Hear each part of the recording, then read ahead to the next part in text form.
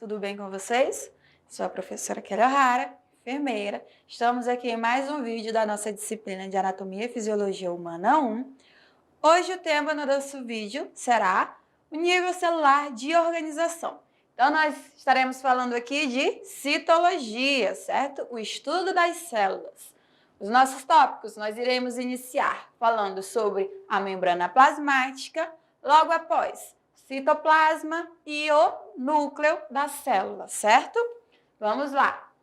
Quando nós vamos diferenciar as células, nós temos as células eucariontes, as células procariontes, os organismos unicelulares, os organismos pluricelulares. Os unicelulares são organismos que são formados por apenas uma única célula e os pluricelulares nós estamos mais de uma célula, certo? Nós temos também a diferença entre as células animais e as células vegetais. Hoje nós estaremos falando sobre as células animais. Mamífero, o ser humano é um mamífero. Então, nós traremos aqui mais para a anatomia e fisiologia humana. Nós vamos falar das células humanas. As estruturas principais que vão formar uma célula, nós vamos ter a membrana celular, que ela vai ser responsável por delimitar e proteger o ambiente intracelular. Se ele está fora da membrana, é um ambiente extracelular. Nós vamos ter também o núcleo e o nucleolo, que vão ser a parte ali central da célula, que vai ser responsável por proteger as informações genéticas, certo? Teremos também os tubos, os microtúbulos, que estarão lá no citoplasma celular, e as organelas celulares, que vão ser estruturas especializadas. Indo mais especificamente para a membrana plasmática. A membrana plasmática ela vai ser uma barreira flexível, ela se movimenta, ela não é rígida, que ela é também resistente, que ela vai envolver e contém o conteúdo citoplasma de uma célula. Então, a membrana, ela faz a proteção e a delimitação do espaço intracelular. A membrana plasmática, ela vai ter na sua estrutura uma bicamada lipídica. Então, é uma camada dupla de lipídios. Lipídios são o quê? Gorduras. Nós temos ali certinho. As duas camadas, elas vão ser compostas por 3 tipos de moléculas lipídicas. Nós temos os fosfolipídios, que são lipídios que têm na sua composição fósforo. Nós vamos ter os colesteróis, que é o grupo esterol com a hidroxila, e os glicolipídios. Os glicolipídios, eles têm ali a molécula da glicose junto aos lipídios. Então, glicose, ou podemos ter ali também, você pode escutar falando como os carboidratos que estão ligados a um lipídio também.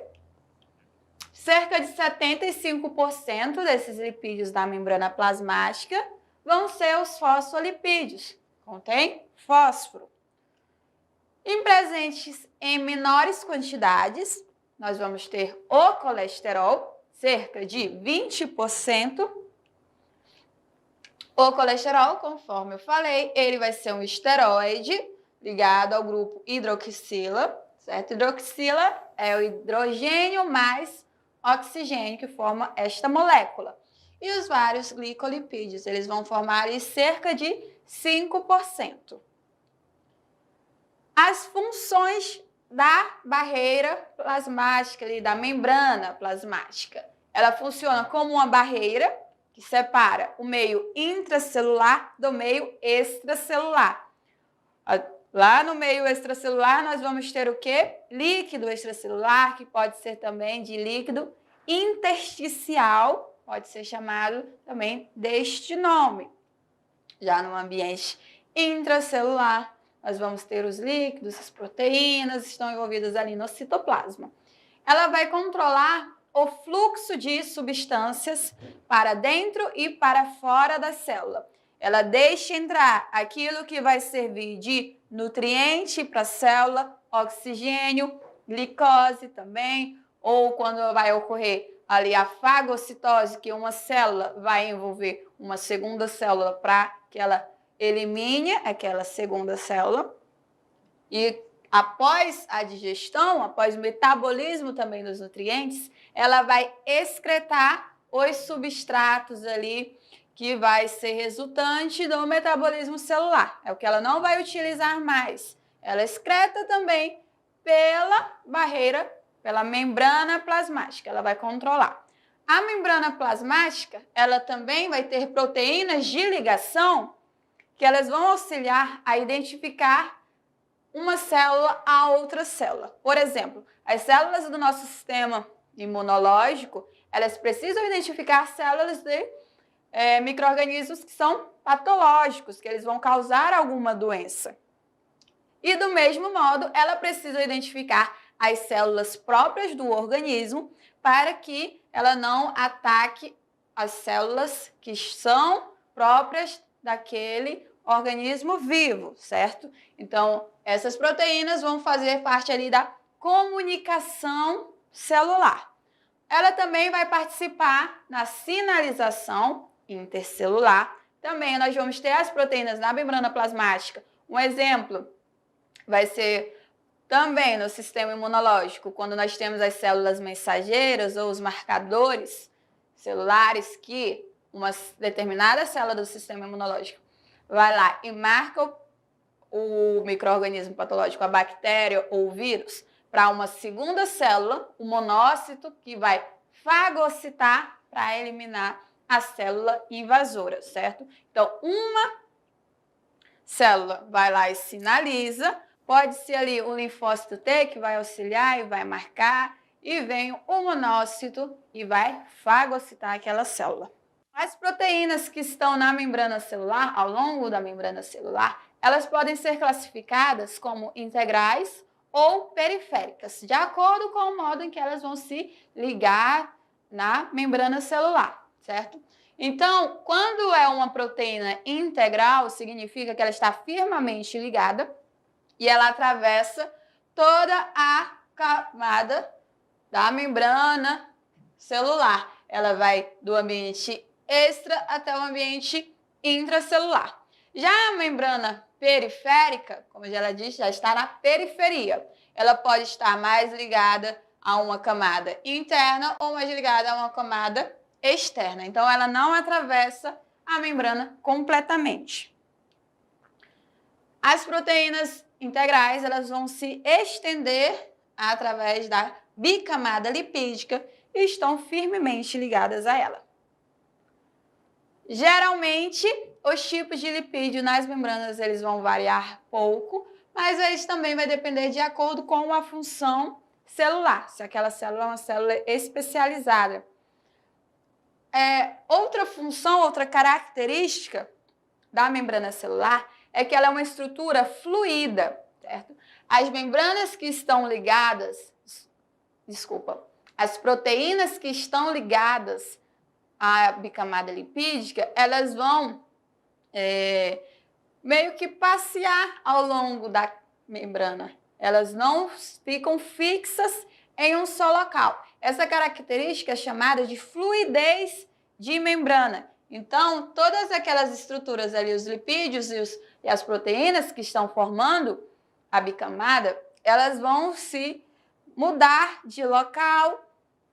E é isso que a gente vai chamar também aí de uma estrutura de mosaico, porque nós temos várias moléculas diferentes que vão estar fluindo ao redor da célula através da membrana, tá? As proteínas de membrana. As membranas, elas vão diferir e as organelas intracelulares também, de acordo com a função que a célula vai desempenhar no organismo. Elas vão apresentar coleções marcantemente diferentes, de acordo com a diferença das funções da membrana. Outras proteínas, elas podem agir também como carreadoras. Essas proteínas carreadoras vão atuar no transporte pela membrana da célula ambiente. O transporte para fora ou para dentro da célula. As proteínas integrais também podem ser denominadas como receptores. Os receptores, eles vão se ligar aos sinalizadores celulares. Esses sinalizadores também são proteínas que são produzidas por uma outra célula e o receptor vai reconhecer aquele receptor ali, transformando ali numa comunicação intercelular. Algumas proteínas integrais também são enzimas. As enzimas vão agir ali como um catalisador para desencadear algum tipo de resposta celular.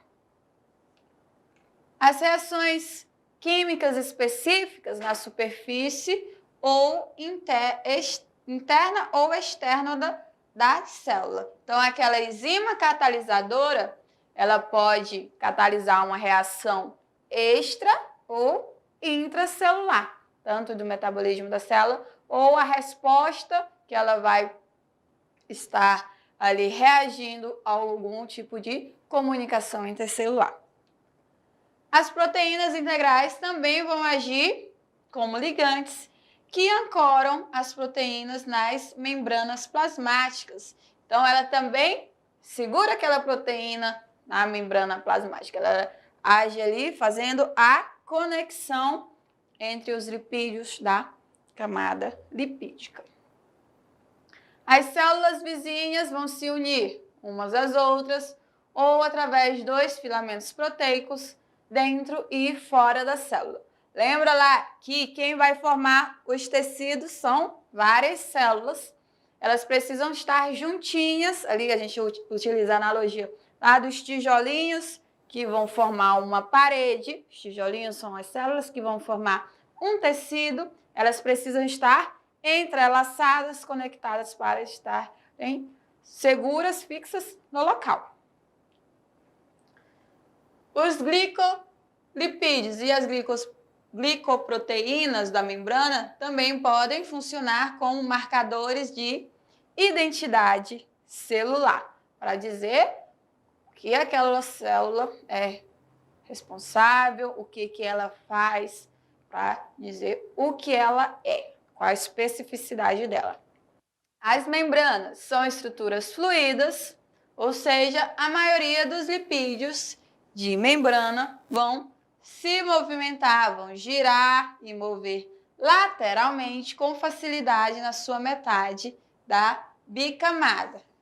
Ela também pode ter ali um movimento de onda. Essa fluidez na membrana vai ter mais uma dessas características.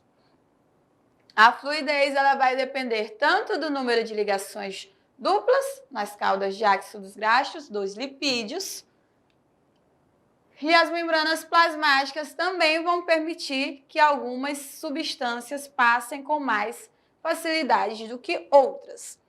Uma outra característica da membrana plasmática é a permeabilidade. O que é permeável? É que vai permitir a passagem por entre aquela estrutura. O que é impermeável é que impede a passagem. Por exemplo, um tecido, se ele vai ser molhado, ele vai ser permeável. A água passa por ele.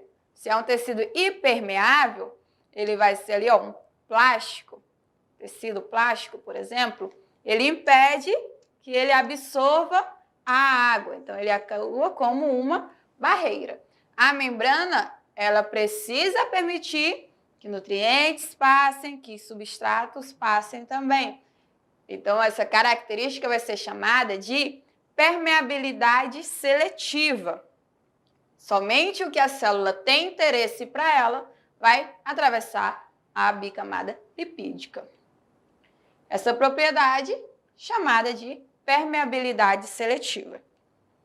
O transporte deste material através da membrana plasmática, ele vai ser essencial para a vida de uma célula, porque a célula precisa de nutrientes, a célula precisa de oxigênio para fazer todas as suas atividades celulares. As substâncias Geralmente elas se movem através das membranas celulares e nós vamos ter dois tipos de transporte, dois tipos de processos diferentes. Esse processo pode ser classificado como transporte ativo ou transporte passivo. Qual vai ser a diferença entre eles dois? O uso da ATP, da adenosina trifosfato. Adenosina trifosfato é o quê? É a energia da célula. Lá no transporte ativo, é preciso que a célula faça um esforço. Ela vai gastar energia para transportar aquela molécula, aquela partícula, porque ela vai vir do ambiente onde tem uma menor concentração para um ambiente com a maior concentração. Tá? É um movimento contrário, que ele precisa fazer força para que ocorra. Então, nós vamos ter o uso da ATP, que é a energia da célula. Já no transporte passivo, nós vamos ter ali um transporte que ele vai seguir o gradiente de concentração. Onde tem maior concentração, vai se transferir para um ambiente que tem menor concentração. É o exemplo lá da osmose, certo? Tá. Então, aqui não precisa que gaste energia. Essa é a diferença principal. Terminamos membrana plasmática. Vamos para o segundo tópico, o citoplasma. O citoplasma, ele vai consistir em todos os conteúdos celulares entre a membrana plasmática e o núcleo. E ele tem dois componentes principais. Então, o citoplasma, gente, é como se fosse o ambiente onde as estruturas de uma célula estão inseridos. A célula, quando a gente vai ver a imagem, ela parece uma cidadezinha. Ela tem várias estruturas diferentes que têm funções diferentes. E essas estruturas, elas não estão soltas, elas estão dentro do citoplasma, tá? Que ele vai ser conteúdos, principalmente conteúdos líquidos. Lá no citoplasma, nós vamos ter o citossol, que é a parte líquida, certo?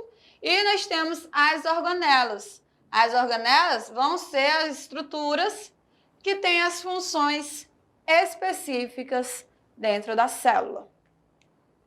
O citossol vai ser chamado lá do líquido intracelular. Ela é a parte líquida do citoplasma que vai cercar as organelas. Ele vai constituir cerca de 55% do volume celular total. Então, é grande parte. Nossas células têm uma grande concentração de água nela também, que vai estar ali diluídas outras moléculas junto à molécula da água. Ela vai ter, o citossol masculino, ele vai ter uma variação em composição e consistência de uma parte da célula para a outra. O citossol vai ser composto 75 a 90% de água, além de vários componentes que vão estar dissolvidos e suspensos. Então, a nossa célula é um mini ambientezinho ali, que ele é líquido e vai ter as estruturas que vão estar dentro deste líquido, que é o citossol. Lembrando lá que a célula é a nossa menor partícula ali do ser vivo, ela é uma estrutura que ela tem funcionalidade. É lá no citossol, voltando, que vai ser o local de diversas reações químicas que vão ser necessárias para a existência da célula. As enzimas do citossol vão catalisar a glicose numa série de 10 reações químicas. A glicose ela vai produzir o quê? ATP, a energia da célula, certo? Por isso que nós precisamos de carboidratos, precisamos de açúcares para a produção de energia, para que a gente consiga realizar as nossas atividades diárias. Nossa célula vai utilizar também. essas reações vão produzir 2 moléculas de ATP a partir de uma molécula de glicose. O citoesqueleto é uma estrutura que ela está lá no citossol e ela vai ser uma rede de filamentos. O citossol, ele não é só líquido solto, tá? Porque lá nós temos as estruturas das organelas. Então, para manter tudo juntinho dentro deste líquido, nós vamos ter o citoesqueleto. Ele vai ser uma rede de filamentos proteicos, filamentos de proteína, que vão se estender por todo o citossol e ele vai manter as estruturas no local correto. Ele vai funcionar como um molde que vai ajudar a determinar o formato da célula e organizar os conteúdos celulares. As nossas células do corpo humano, elas vão ter formatos diferentes de acordo com a sua especialidade, de acordo com a função que ela vai desempenhar no seu tecido. Uma célula muscular, um miócito lá, ela é mais compridinha, ela tem um formato ali mais diferenciado. A célula lá epitelial, ela tem um formato mais cubiforme, por assim dizer. Temos também as células do sistema nervoso, que ela parece uma estrelinha lá, os neurônios, certo? Então, este formato, ele vai ser determinado pelo citoesqueleto.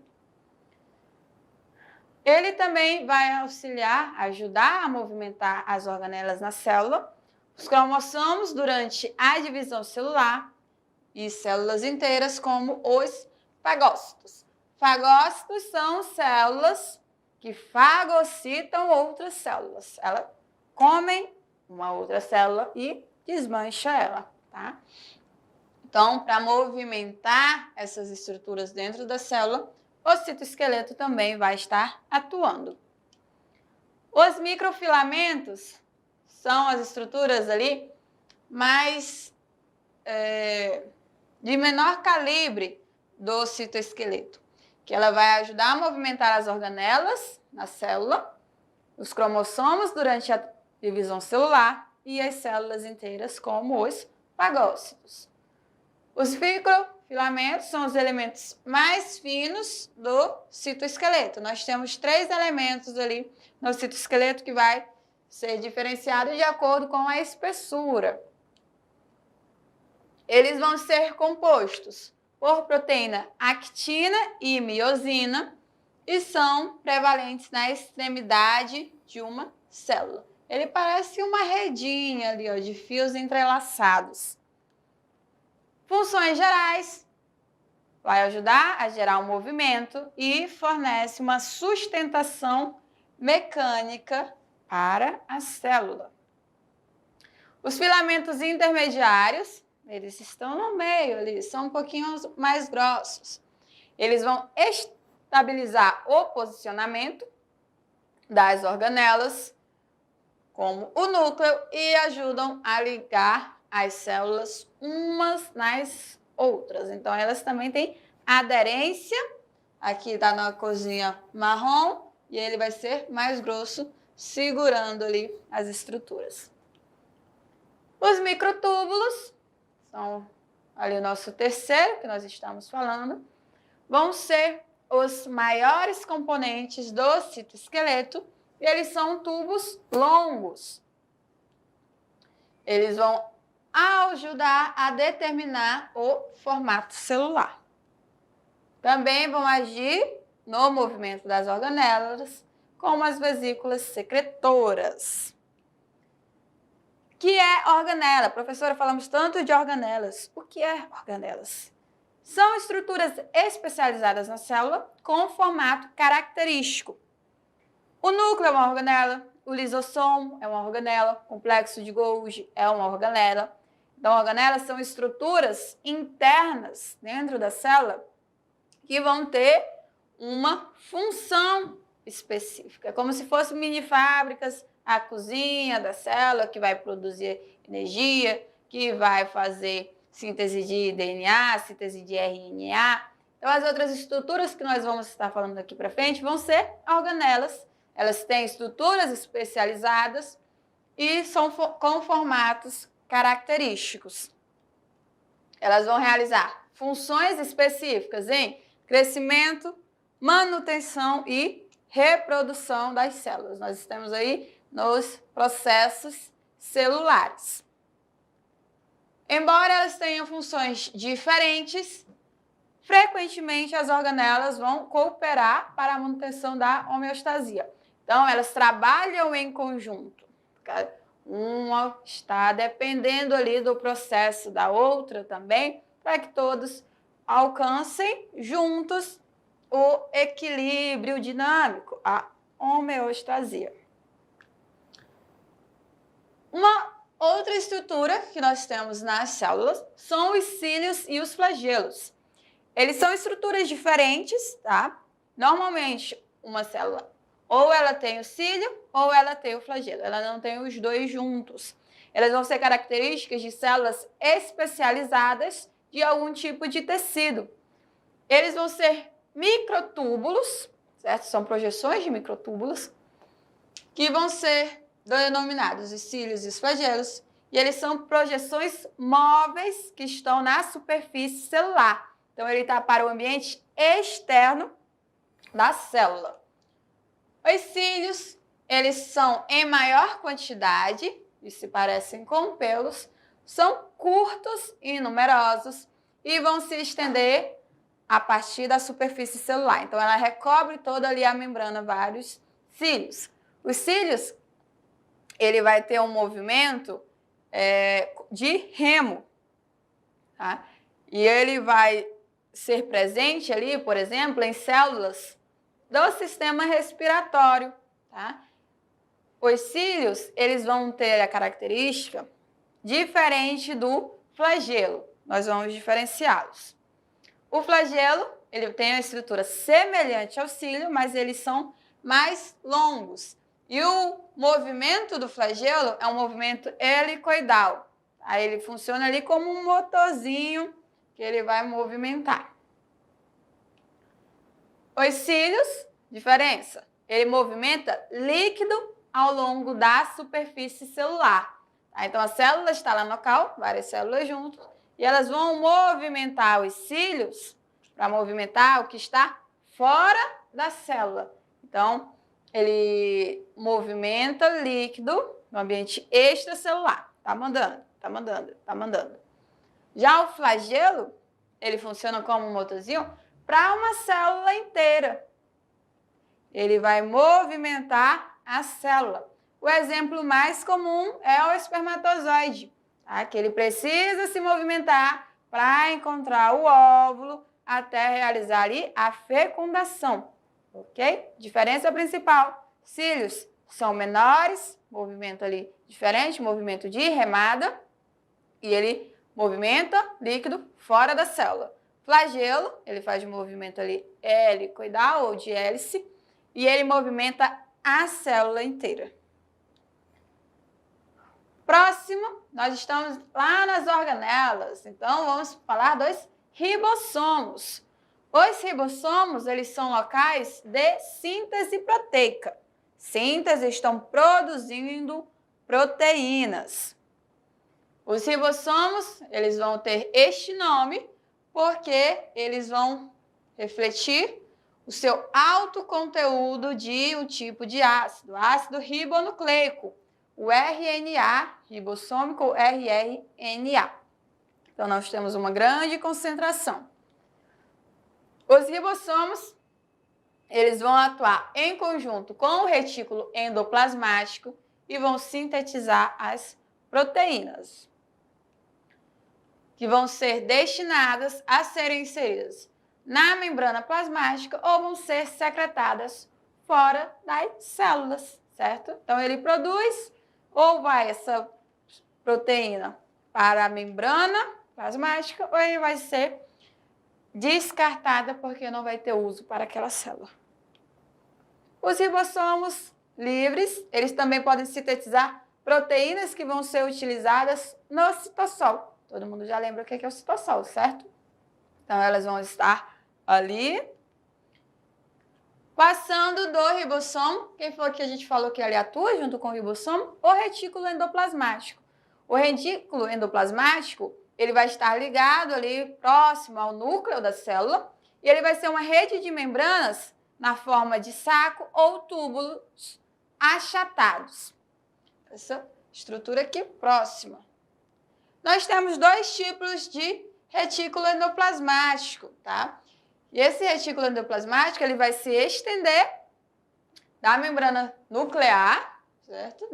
A membrana que recobre o núcleo e ele vai se conectar e projetar através do citoplasma.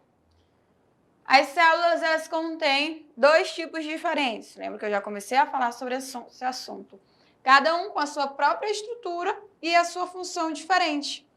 São o retículo endoplasmático liso e o retículo endoplasmático rugoso, certo? O retículo endoplasmático rugoso, que ele tem ruguinhas. É como se ele fosse dobradinho várias vezes. Ele vai sintetizar glicoproteínas e fosfolipídios que vão ser transferidos para as organelas celulares, inseridos na membrana plasmática ou até secretados durante a exocitose.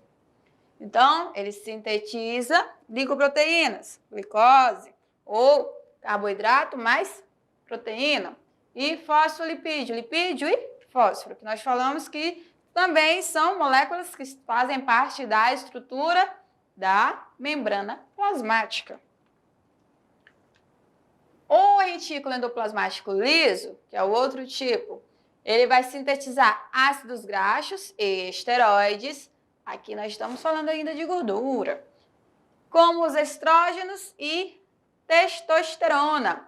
Testosterona é o quê?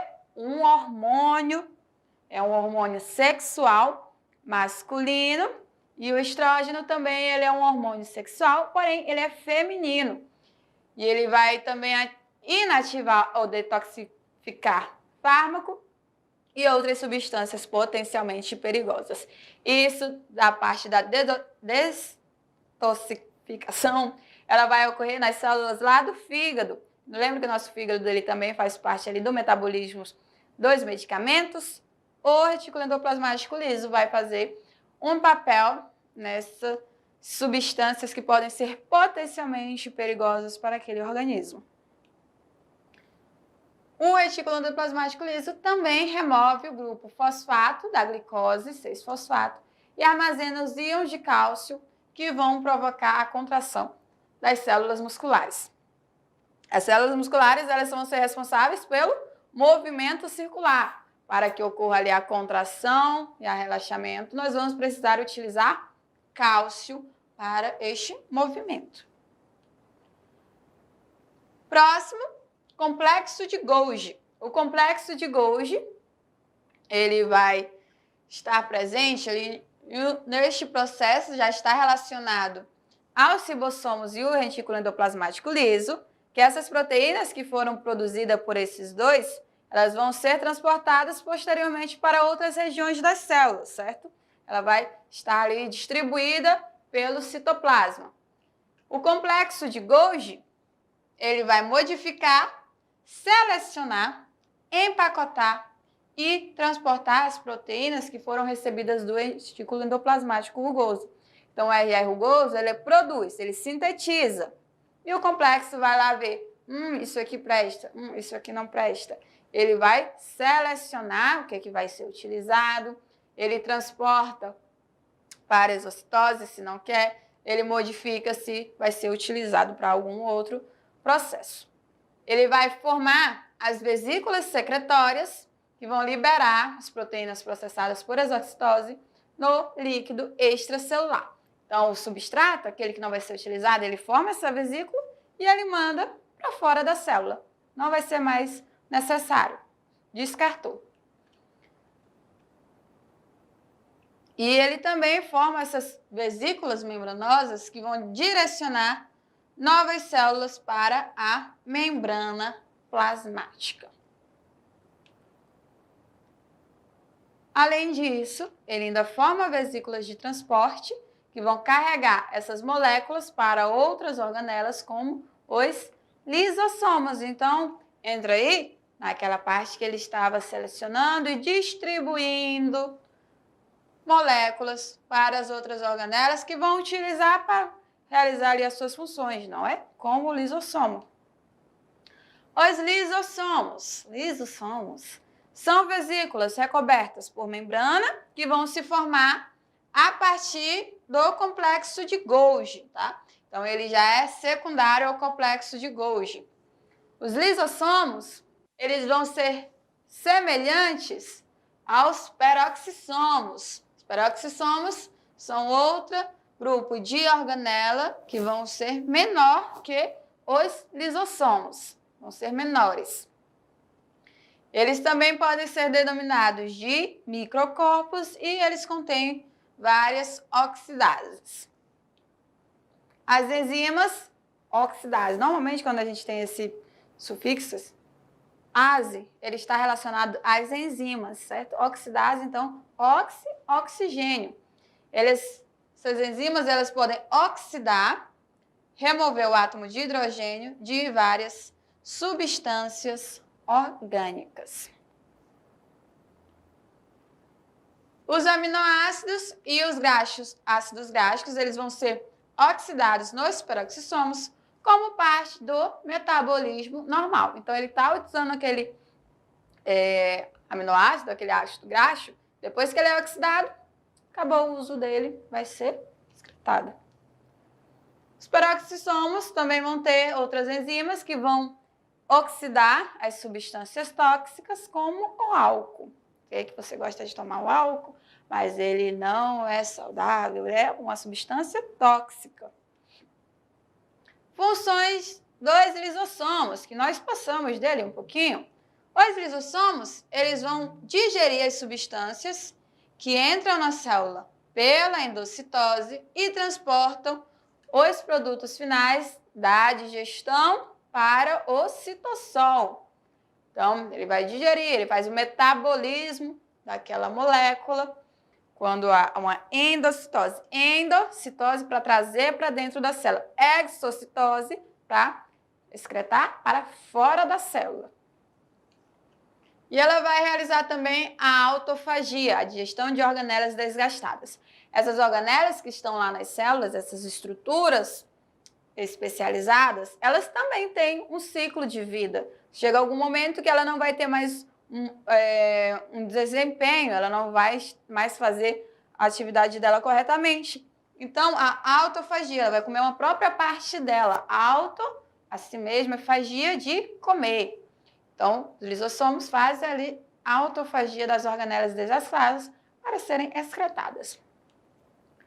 Também vão implementar a autólise, a digestão de uma célula inteira.